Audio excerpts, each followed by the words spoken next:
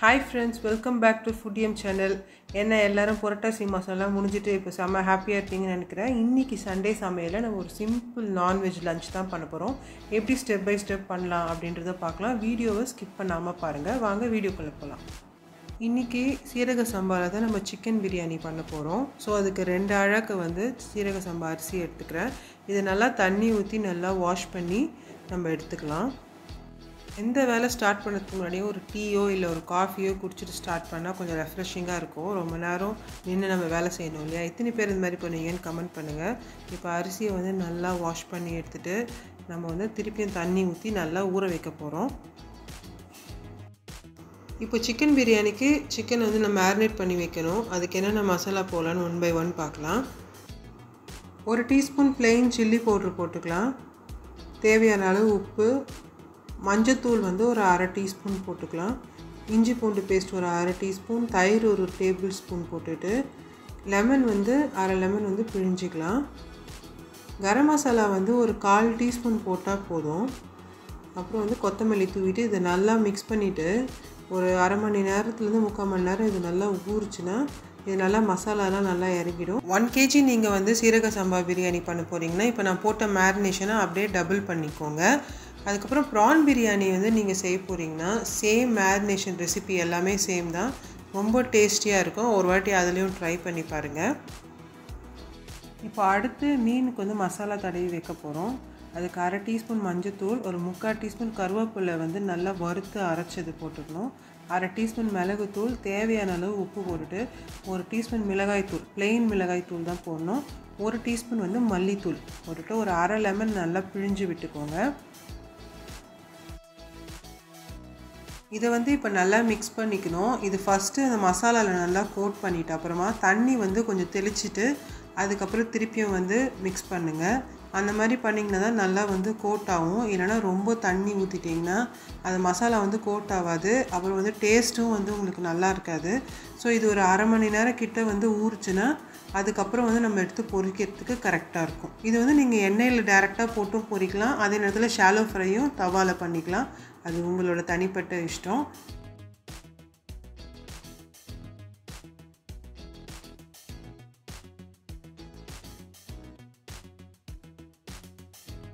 அடுத்து நம்ம எல்லாருக்கும் பிடிச்ச சிக்கன் 65 தான். இப்போ சிக்கனை மேரினேட் பண்ணணும். இப்போ இதுக்கு 1/4 கிலோ போன்லெஸ் சிக்கன் எடுத்திருக்கேன். அதுக்கு 2 டீஸ்பூன் கார்ன்ஃப்ளவர் ஆட் பண்ணியிருக்கேன். தேவையான அளவு உப்பு போட்டுக்கலாம். மஞ்சத்தூள் ஒரு 1/4 டீஸ்பூன் போட்டுக்கோங்க. மிளகாய்த்தூள் 1 டீஸ்பூன் போட்டுக்கிறேன். 1 டீஸ்பூன் இஞ்சி பூண்டு பேஸ்ட். இது எல்லாத்தையும் நல்லா மிக்ஸ் பண்ணி வைக்கணும். இதுக்கு தண்ணியே ஊற்றக்கூடாது. தண்ணி ஊற்றுனீங்கன்னா எண்ணெயில் போட்டோன்னே மசாலா தனியாக பிரிஞ்சிடும். ஸோ தண்ணி ஊற்றாமல் இதை ஒரு அரை மணி நேரத்துலேருந்து மினிமம் அரை மணி நேரம், மேக்ஸிமம் 1 hour ஊற வைக்கணும். இப்போ சமையலை ஸ்டார்ட் பண்ணதுக்கு முன்னாடி நம்ம ஃபஸ்ட்டு முட்டையை வேக போட்டுக்கலாம். நீங்கள் அடுப்பில் கூட போட்டுக்கலாம். நான் இண்டக்ஷனில் நான் போடுறேன். ஏன்னா அடுப்பில் ஃபுல்லாகிடும். ஏற்கனவே பிரியாணி செய்யணும். அதுக்கப்புறம் பிரெயின் ஃப்ரை பண்ண வேண்டியிருக்கு. ஸோ இதுக்கெலாம் நம்மளுக்கு அங்கே இடம் பற்றதுனால நான் இண்டக்ஷனில் போட்டுருக்கேன். இது ஒரு 10 நிமிஷம் கிட்ட நல்லா வேகட்டும். அதுக்கப்புறம் நம்ம பார்த்துக்கலாம். இப்போ டைம் 12 மணி கிட்ட ஆகுது. இப்போது ஒரு 1 hour to 1.5 hours நம்மளுக்கு இருக்குது சமைக்கிறதுக்கு. ஃபஸ்ட்டு நம்ம பிரியாணி தான் செய்ய போகிறோம். அதுக்கு ஃபஸ்ட்டு குக்கர் வச்சுக்கலாம். தாளிப்புக்கு பட்டை, கிராம்பு, ஏலக்காய், பிரிஞ்சி இலை இதெல்லாம் நல்லா பொரிஞ்சு வந்துட்டு அப்புறமா ஒரு 2 பெரிய வெங்காயம் வச்சுருக்கேன். அதையும் ஆட் பண்ணிக்கலாம். வெங்காயம் நல்லா ப்ரௌன் ஆகிற வரைக்கும் இதை நல்லா வதக்கி விடணும். எப்பவுமே பிரியாணி பண்ணும்போது ஒரு உட்டன் லேடல் எடுத்துக்கோங்க. அது நீங்கள் பாத்திரத்திலே போட்டு வச்சிடலாம். இல்லைனா நீங்கள் ஸ்டெயின்லெஸ் ஸ்டீல் அந்த மாதிரி எடுத்திங்கன்னா கண்டிப்பாக ஒரு வாட்டி எடுக்கும்போது கை சுடும். இது ஜஸ்ட்டு ஸ்மால் டிப். 1 டீஸ்பூன் நெய் ஆட் பண்ணிவிட்டு நல்லா மிக்ஸ் பண்ணி விட்டுடலாம். வெங்காயம் நல்லா ப்ரௌன் ஆகிட்டு இருக்கணும். அந்த கேப்பில் நம்ம ஆட்டு மூளை வறுவல் தான் பண்ண போகிறோம். ஒரு கடாய் வச்சுட்டு அதில் எண்ணெய் ஊற்றிக்கலாம். தாளிப்புக்கு கடுகு தான் யூஸ் பண்ணுறேன். சோம்பு யூஸ் பண்ணல நான். கருவேப்பிலை போட்டு தாளிச்சிட்டு இப்போது ஒரு வெங்காயம், சின்ன மீடியம் சைஸ் வெங்காயம் நான் வச்சுருக்கேன். அதையும் இதில் ஆட் பண்ணி நல்லா வதக்கி விடணும்.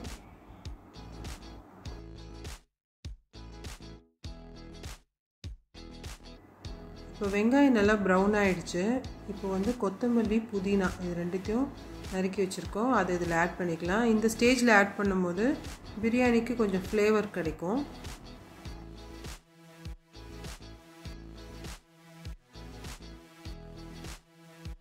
2 பச்சை மிளகாய் ஆட் பண்ணிக்கலாம். 1/4 கப் இஞ்சி பூண்டு பேஸ்ட் வந்து நம்ம ஆட் பண்ணிக்கலாம்.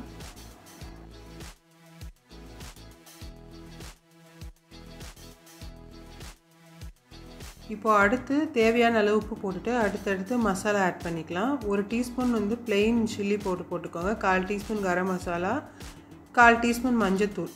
இதை போட்டு நல்லா வதக்கி விடணும். இப்போ எண்ணெய் வந்து நல்லா பிரிஞ்சு வரணும். இப்போ எண்ணெய் நல்லா பிரிஞ்சு வந்துட்ட அப்புறம் ஒரு தக்காளி நல்லா ஸ்லைஸ் பண்ணியிருக்கேன், அதையும் ஆட் பண்ணிட்டேன் நான். தக்காளி வந்து நல்லா மசிஞ்சிட்ட அப்புறமா ஒரு கரண்டி தயிர் ஊற்றிக்கலாம். தயிர் வந்து கிரேவியோடு நல்லா மிக்ஸ் பண்ணி விட்டுடலாம். இப்போ வெங்காயம் நல்லா வதங்கிடுச்சு. இப்போ இஞ்சி பூண்டு தக்காளி இது ரெண்டுத்தையும் போட்டு நல்லா வதக்கிக்கணும்.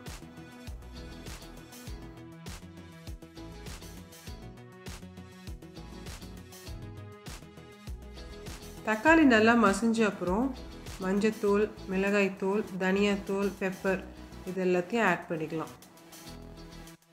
வெங்காயம் தக்காளியோட இந்த மசாலா வந்து நல்லா மிக்ஸ் ஆகிட்ட அப்புறம் கொஞ்சோண்டு தண்ணி ஊற்றி இந்த மசாலா வந்து நல்லா வேக விட்டுடணும். லாஸ்ட்டாக இதில் கொஞ்சம் உப்பு ஆட் பண்ணிவிட்டு கொஞ்சோண்டு தண்ணி ஆட் பண்ணியிருக்கேன். இப்போ இது நல்லா வேகட்டும். இது பெரிய அடுப்பில் நான் மாற்றிக்கிறேன். இப்போது இந்த சிக்கனை இதில் ஆட் பண்ணிடலாம். இப்போ இந்த சிக்கனையும் மசாலாவையும் நல்லா கலந்து விட்டுடலாம். சிக்கனில் வந்து இந்த மசாலா நல்லா கோட் ஆகணும். அதுக்கப்புறம் எண்ணெய் நல்லா பிரிஞ்சு வந்துட்டு அப்புறமா தான் நம்ம வந்து தண்ணி ஆட் பண்ண போகிறோம். இப்போ நான் இந்த அடுப்பில் மாற்றிக்கிட்டேன்.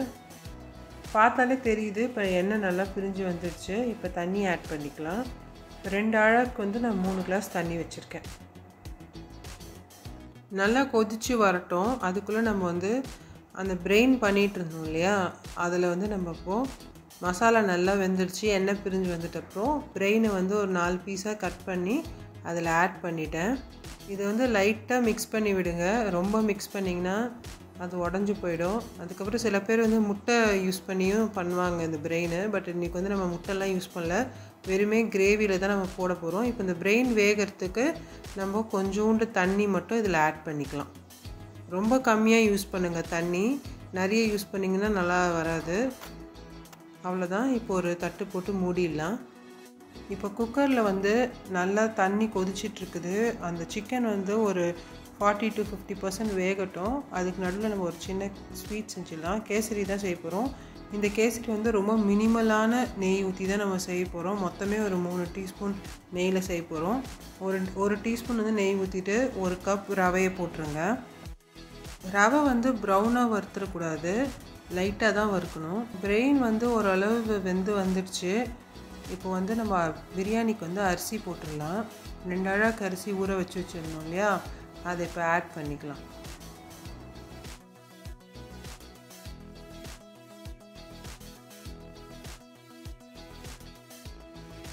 நல்லா கிளறி விட்டுட்டு இது நல்லா கொதிக்கட்டும்.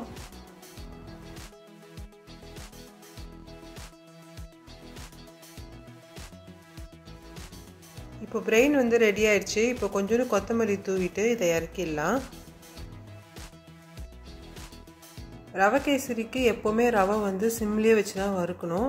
இது ஃபுல்லாக செஞ்சு முடிக்கிற வரைக்கும் சிம்லேயே தான் இருக்கணும்.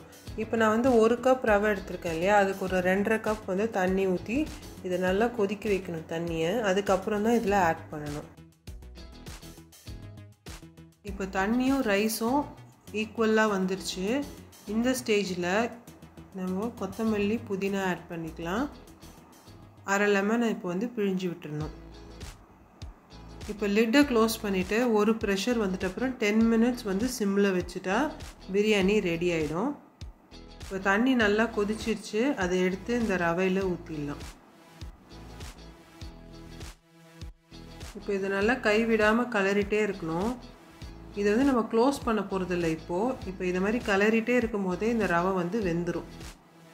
இப்போது ஒரு டீஸ்பூன் கீ இதில் ஆட் பண்ணிக்கிறேன். இப்போ நீங்கள் பார்த்தாலே தெரியும் உங்களுக்கு ரவை வந்து ஒரு 80% நல்லாவே வெந்துடுச்சு. இதை க்ளோஸ் பண்ணுறதுக்கு முன்னாடியே வெந்துருச்சு, ஏன்னா நம்ம சுடு தண்ணி ஊற்றுனதுனால. இப்போ ஏலக்காய் வந்து கொஞ்சோண்டு சர்க்கரை போட்டு அரைச்சி வச்சுருக்கேன். சர்க்கரை வந்து ஈக்குவல் போர்ஷன் தான் எடுக்கணும். இப்போ 1 கப் ரவை எடுத்திங்கன்னா 1 கப் சர்க்கரை எடுத்துக்கணும். இதை நல்லா போட்டு மிக்ஸ் பண்ணுங்கள். இன்றைக்கி வந்து நான் எந்த கலரும் யூஸ் பண்ணல, இது வந்து இதே கலரில் தான் இருக்கும். லிட்டு போட்டு ஒரு ஜஸ்ட் 2-3 மினிட்ஸ் வச்சிங்கன்னா போதும். இப்போ வந்து முந்திரி பருப்பு வந்து நெய்யில் போட்டிருக்கோம், அதை நல்லா வறுத்து இதில் ஆட் பண்ணிடுங்க.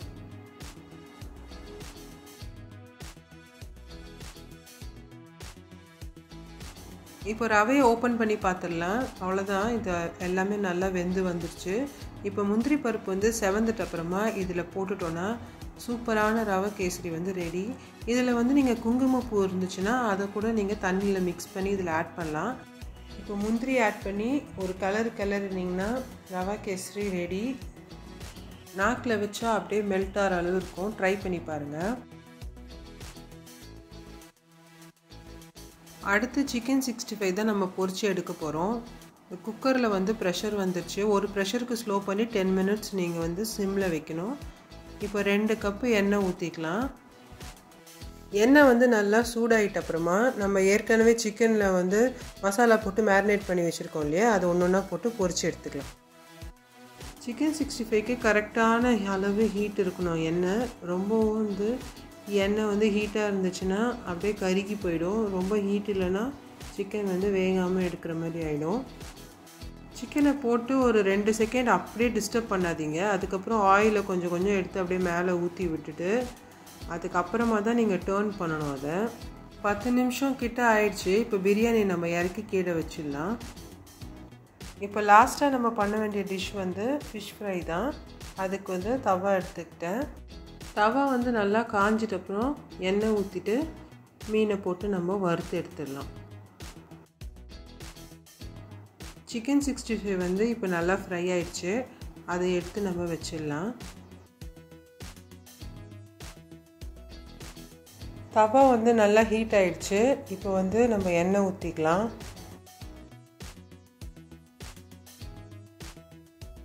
இப்போ அதுக்குள்ளே நம்ம அடுத்த பேட்ச் சிக்கன் 65 போட்டு வறுத்து எடுத்துக்கலாம்.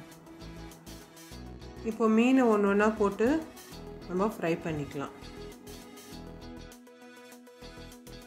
இப்போ இந்த சிக்கனும் மீனும் ஒரு 5-10 நிமிஷத்தில் வந்து வறுத்து எடுத்துடலாம். அதுக்கப்புறம் வந்து நம்ம இதை அழகாக சர்வ் பண்ண போகிறோம். அதை வந்து வீடியோவோட கடைசியில் நான் வந்து ஆட் பண்ணியிருக்கேன், அதை நீங்கள் மறக்காமல் பாருங்கள். இப்போ மீனையும் திருப்பி போட்டுக்கலாம். சிக்கன் 65யும் ஆல்மோஸ்ட் வந்து நல்லா வெந்துருச்சு. இப்போ அதை வந்து ஒரு பிளேட்டில் ட்ரான்ஸ்ஃபர் பண்ணிக்கலாம்.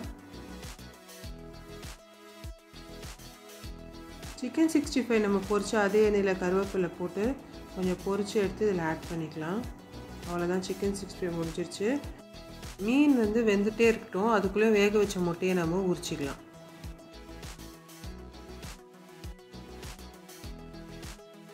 மீன் வந்து சூப்பராக ஃப்ரை பண்ணியாச்சு. இப்போ அது ஒரு பாத்திரத்துக்கு மாற்றிடலாம்.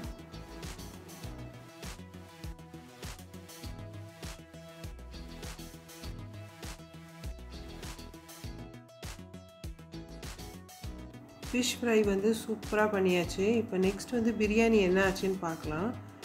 சூப்பராக இருக்குங்க சீரக சம்பா பிரியாணி. நீங்களும் வீட்டில் ட்ரை பண்ணி பாருங்கள். இன்றைக்கி சூப்பரான ஒரு சிம்பிள் நான்வெஜ் மெனு தான் நம்ம பார்த்தோம்.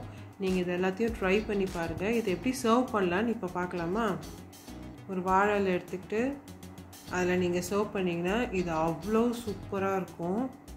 இந்த ரெசிபி நீங்கள் எல்லாத்தையும் ட்ரை பண்ணிவிட்டு எனக்கு வந்து கமெண்ட் பண்ணுங்கள். இது எல்லாமே சிம்பிள் ரெசிபி தான், ஆல்மோஸ்ட் நம்ம எல்லோரும் பண்ணியிருப்போம். பட் இந்த டைம் ஃப்ரேம்குள்ளே அது எவ்வளோ ஃபாஸ்ட்டாக பண்ண முடியும், ஸ்டெப் பை ஸ்டெப் நம்ம பார்த்ததுனால நம்ம கொஞ்சம் ஈஸியாக பண்ணுறதுக்கு நம்மளுக்கு முடியும். இந்த வீடியோ உங்களுக்கு பிடிச்சிருந்தா லைக் பண்ணுங்கள், ஷேர் பண்ணுங்கள், கமெண்ட் பண்ணுங்கள். சேனலுக்கு வந்து மறக்காமல் சப்ஸ்கிரைப் பண்ணுங்கள். உங்களோட வியூஸை வந்து நீங்கள் கண்டிப்பாக கமெண்ட்டில் சொல்லுங்கள்.